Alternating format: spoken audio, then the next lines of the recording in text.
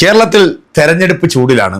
ഇപ്പോൾ കേരളത്തിലെ 140ഓളം വരുന്ന നിയോജക മണ്ഡലങ്ങളിൽ വളരെ പ്രധാനപ്പെട്ട ചില മണ്ഡലങ്ങളിൽ മത്സരിക്കുന്ന സംഘിക്കുട്ടന്മാരെയൊക്കെ നിങ്ങൾക്ക് അറിയാലോ അല്ലേ? ചില സംഘിണി ചേച്ചിമാരും ഇറങ്ങിയിട്ടുണ്ട്. നമ്മുടെ പുതിയ വസ്ത്രം തേടിപ്പോയിട്ടുള്ള ഒരു സാധനം ഉണ്ടല്ലോ, ലക്ഷ്മിപ്രിയയുടെ ഏറ്റവും ലേറ്റസ്റ്റ് ആയിട്ട് വന്നിട്ടുള്ളൊരു വാർത്ത എൻ്റെ ശ്രദ്ധയിൽപ്പെട്ടു. മലയാളത്തിൻ്റെ മഹാനടന്മാരായിട്ടുള്ള മമ്മൂക്കായും ലാലേട്ടനും ഇവളുടെ പ്രചരണത്തിന് വേണ്ടി ഇറങ്ങണം എന്നാണ് പറഞ്ഞിരിക്കുന്നത്. ഇതുപോലെ തലയ്ക്ക് വെളിവില്ലാത്ത കുറേ വാണങ്ങൾ ഇങ്ങനെ ഇറങ്ങി തിരിച്ചിട്ടുണ്ട്. വേറെ കുറേ എണ്ണം T20 എന്ന് പറഞ്ഞുകൊണ്ട് അതിനകത്ത് ഇൻഡയറക്റ്റ് ആയിട്ട് BJP ചാണകത്തിലേക്ക് ചവിട്ടിയിട്ടുള്ള കുറേ ആളുകളുണ്ട്. എന്നാൽ നമ്മളെല്ലാവരും ഉറ്റുനോക്കുന്നത് നമ്മുടെ പൂഞ്ഞാറിൻ്റെ പബ്ലിക് ക്ലോസറ്റ്, നമ്മുടെ മറ്റേ അണ്ണൻ്റെ മകൻ കഴിഞ്ഞ ദിവസം BJPയുടെ ഒരു പൊതുവേദിയിൽ വന്നിരുന്നുകൊണ്ട് ഒരു പ്രസംഗം എടുത്തിട്ട് കീച്ചി. ഇന്ത്യയിൽ നരേന്ദ്രമോദിജി ഏറ്റവും കൂടുതൽ തെറി കേൾക്കുന്നത് അതറിയണമെന്നുണ്ടെങ്കിൽ ഈ വീഡിയോ നിങ്ങളൊന്ന് കാണണം. ലവൻ പറയുന്ന കേൾക്കുമ്പോഴത്തേക്കുണ്ടല്ലോ, അതറിയണമെന്നുണ്ടെങ്കിൽ നിങ്ങൾ ഈ വീഡിയോ ഒന്ന് കാണണം. എന്താണെങ്കിലും ലവൻ്റെ അണ്ണാക്കിൽ അടിച്ച് കയറ്റി കൊടുക്കുന്ന നല്ല കിടുക്കാച്ച് മറുപടി നമ്മുടെ അൻസാരി സൂര്യ ഉസ്താദും കൊടുത്തിട്ടുണ്ട്. കഴിഞ്ഞ ദിവസം ഒരു ഓൺലൈൻ മാധ്യമത്തിനകത്ത് വന്നിരുന്നുണ്ട്.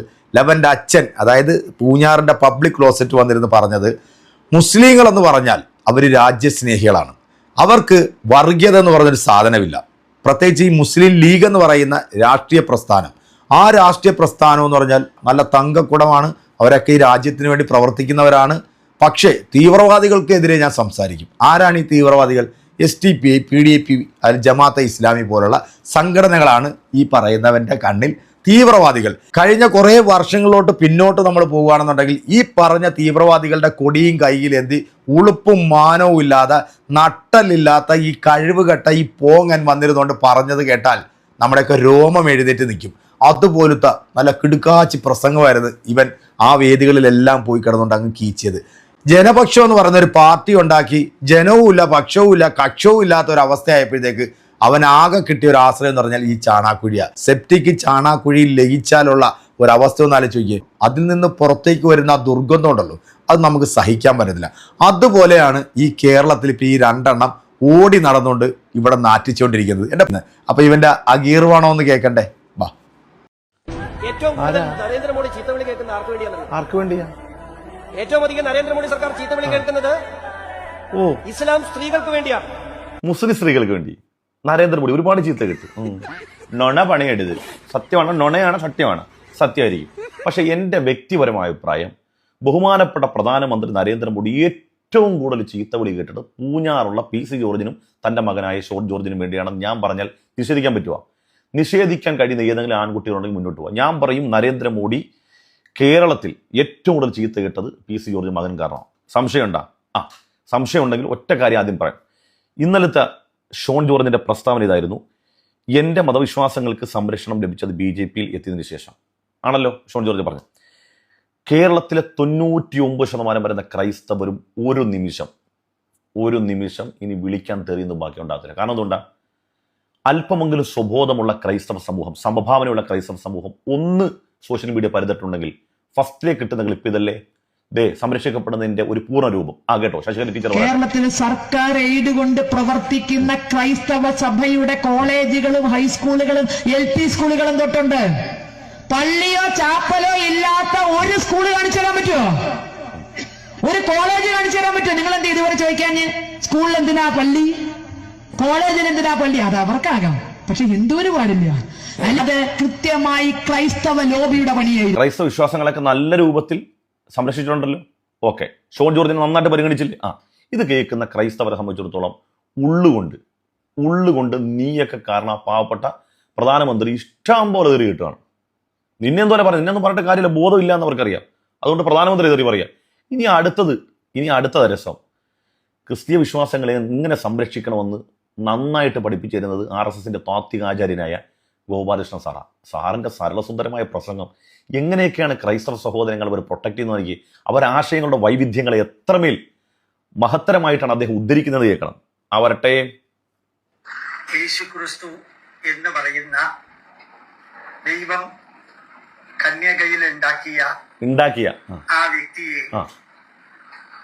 മനുഷ്യരുടെ മുഴുവനും പാപത്തിന് വേണ്ടി ദൈവം തന്നെ കുരിശിലേറ്റി പീലാത്തോസിന്റെ അനുയായികള് കുന്തം കൊണ്ട് കുത്തി ആണിയടിച്ചു കൊന്ന് 2-3 ദിവസം കഴിഞ്ഞ് അദ്ദേഹം എഴുന്നേറ്റ് അങ്ങേര് കുറെ പേരുടെ മുമ്പിൽ പ്രത്യക്ഷപ്പെട്ട് പിന്നെ അങ്ങേര് സ്വർഗത്തിലേക്ക് പോയി എന്നാണ് കഥ.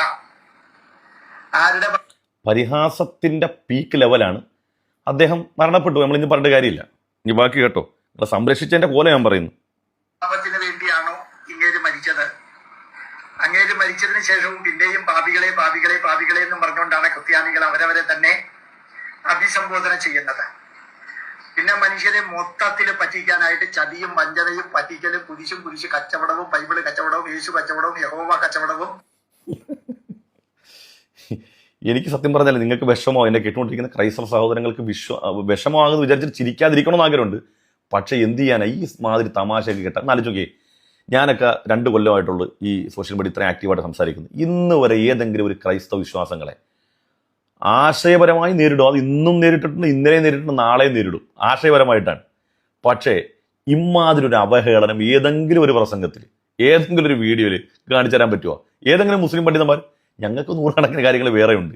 ഞങ്ങൾക്ക് ക്രിസ്ത്യാനികളുടെ യഹോവ പറ്റിക്കലോ അല്ലെങ്കിൽ യേശുക്രിസ്തു പറ്റിക്കലോ അങ്ങനത്തെ പ്രയോഗങ്ങൾ നടത്തലോ അങ്ങനെ ആക്ഷേപിക്കലല്ല ഞങ്ങളുടെ പണി. ഞങ്ങളുടെയൊക്കെ സമ്മേളനങ്ങൾ നിങ്ങൾ ശ്രദ്ധിച്ചു നോക്ക്. ഏതെങ്കിലും സമ്മേളനത്തിൽ മറ്റു മതവിഭാഗങ്ങളെ ഇകഴ്ത്തിയിട്ടോ കുറ്റപ്പെടുത്തിയിട്ടോ ഞങ്ങൾ സംസാരിക്കാറുണ്ടോ? അതൊക്കെ പോട്ടെ, ബാക്കി കേൾക്കണം. സേവനത്തിന്റെയും വിദ്യാഭ്യാസത്തിന്റെയും പേരിൽ ക്രിസ്തു ഇതാ വരുന്നു, വന്നു കഴിഞ്ഞു, ഞാനിതാ വന്നു, മരിച്ചുപോയവരെല്ലാം എഴുന്നേൽക്കും എന്ന ശുദ്ധ മണ്ടത്തരവും പറഞ്ഞുകൊണ്ട് പാവങ്ങളെ ആഫ്രിക്കയിലും ഇന്ത്യയിലും ലോകമെമ്പാടും കൺവെർട്ട് ചെയ്ത് നടക്കുന്ന പാർട്ടി, ലോകമെമ്പാടുള്ള മനുഷ്യന്മാരെ മതപരിവർത്തനം നടത്തുന്ന പറഞ്ഞ പ്രയോഗങ്ങളൊക്കെ ഞാൻ ഇവിടെ വീണ്ടും ഉദ്ധരിച്ചാൽ എന്റെ വാക്കായിട്ട് മാറും. അതുകൊണ്ടാണ് പറയാത്തത്. അതിവിചിത്രമായിട്ടുള്ള ഭാരതം മുഴുവനും കൺവെർഷൻ നടത്തുന്നത് കേരളത്തിൽ നിന്ന് കെട്ടിയെടുത്തതുങ്ങളാണ്. ഭാരതം മുഴുവൻ, ബാക്കി മൊത്തം കേൾപ്പിക്കാൻ പറ്റില്ല. കാരണം ഈ എൻ്റെ വിൻസെന്റ് എന്ന് പറയുന്നത് എൻ്റെ കൂട്ടുകാരനാണ്, വളരെ അടുത്ത സുഹൃത്ത്. ഇവർക്കൊക്കെ വിഷമം വരും. കാരണം അവരുടെ വിശ്വാസമല്ലേ ഭാരതം മുഴുവൻ കൺവെർഷൻ നടത്തുന്ന ആളുകളെ മതപരിവർത്തനം നടത്തുന്ന നിങ്ങളാണെന്ന് പറയുന്ന. നിങ്ങൾ ലവ് ജിഹാദ് പറഞ്ഞു നടക്കുകയല്ലേ. ഇവിടെ ഗോപാലകൃഷ്ണൻ സാർ പറയും നിങ്ങളാണ് നാട് മൊത്തം നശിപ്പിക്കുന്നതെന്ന് പറഞ്ഞു, ആളുകളൊക്കെ ഹിന്ദുക്കളെയൊക്കെ മതം മാറ്റുന്നതെന്ന് പറഞ്ഞ്. എന്ത് പറയാനുണ്ട്? ഇനി പി സി ജോർജിന്റെ മകൻ ഷോൺ ജോർജ് എന്ന് പറഞ്ഞേ, നിങ്ങളുടെ വിശ്വാസം സംരക്ഷിക്കപ്പെടുന്നുണ്ടാ? എങ്ങനെ എങ്കിൽ ഇന്ന് ചിരി ഒരു പരിവാവും. എൻ്റെ പ്രിയപ്പെട്ട ക്രൈസ്തവ സഹോദരങ്ങളെ, നിങ്ങളുടെ ശാപം എന്താണെന്ന് ചോദിച്ചു കഴിഞ്ഞാൽ ഈ അപ്പനും മകനും പിന്നെ കുറെ ക്രിസ്തങ്കികളായിട്ടുള്ള ചില വേട്ടാവളിയന്മാരുമാണ് ക്രൈസ്തവ സമൂഹത്തെ മറ്റ് ഇതര മതവിഭാഗങ്ങളുടെ മുമ്പിൽ അവഹേളിക്കുകയും ഇതുപോലെ പരിഹസിക്കുകയും ചെയ്തുകൊണ്ടിരിക്കുന്നത്. ഇവനിപ്പം ഈ ഇലക്ഷനൊക്കെ അടുത്ത് പാലായിൽ സ്ഥാനാർത്ഥിയായിട്ട് വന്നതുകൊണ്ട് അവിടെ കിട്ടുന്ന കുറച്ച് മുസ്ലിം വോട്ടുകളും കുറച്ച് ക്രിസ്ത്യാനി വോട്ടുകളും ഒക്കെ അങ്ങോട്ട് നേടിയെടുത്ത് ഇവനങ്ങോട്ട് ജയിക്കാമെന്നുള്ളൊരു വ്യാമോഹവുമായിട്ടാണ് രംഗത്തേക്ക് ഇറങ്ങിയിരിക്കുന്നത്. പൂഞ്ഞാറിൽ അപ്പനും മത്സരിക്കുന്നുണ്ട്. പൂഞ്ഞാറിൽ ഏതാണ്ട് 40% വരുന്ന അവിടുത്തെ മുസ്ലിങ്ങൾ തീരുമാനിക്കും അവിടെ ഏത് സ്ഥാനാർത്ഥി ജയിക്കണമെന്നുള്ളത്. എന്നാൽ അവിടുത്തെ ക്രൈസ്തവ വിഭാഗവും ഹൈന്ദവ വിഭാഗവും ഈ പറയപ്പെടുന്ന 2 വിഴുപ്പ് പാണ്ഡങ്ങൾക്ക് വോട്ട് കൊടുക്കുമോ ഇല്ലേ എന്നുള്ളത് നമുക്ക് കാത്തിരുന്ന് തന്നെ കാണാം. കാരണം ഇത് രണ്ടും കേരളത്തിൻ്റെ ശാപമാണ്. ഇത് രണ്ടിനെയും വെറുക്കപ്പെടേണ്ട ഐറ്റങ്ങൾ തന്നെയാണ്. അപ്പോൾ ഈ ഐറ്റത്തേക്ക് എൻ്റെ കേരളത്തിലെ പൊതുസമൂഹം കൃത്യമായി ഇതിനൊക്കെ 8ന്റെ പണി ഇവൻ്റെയൊക്കെ അണ്ണാക്കി തന്നെ അടിച്ചു കൊടുക്കുമെന്നുള്ള വിശ്വാസത്തിൽ നമുക്ക് അടുത്തൊരു വീഡിയോയിൽ വീണ്ടും കാണാം. അതുവരെയൊക്കെ എല്ലാവർക്കും